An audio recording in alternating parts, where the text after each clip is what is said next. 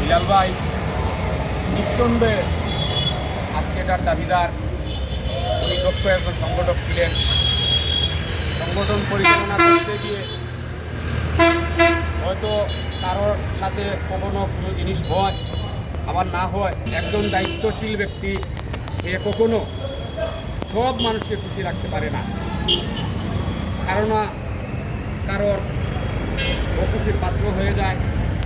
তাই আমি এই বিয়ানীবাজার মাইক্রোবাস শ্রমিক কমিটির সাবেক সাংগঠনিক হিসাবে আমার দাবি হইল, আমাদের মনে হয় এখন 10টা না 11টা স্ট্যান্ড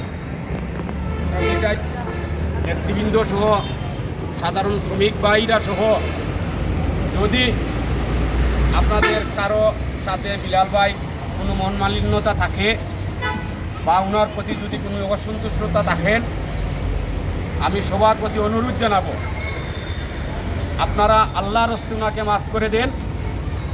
আল্লাহ ওনাকে মাফ করে দেওয়ার জন্য আমি সবার কাছে অনুরোধ জানাচ্ছি।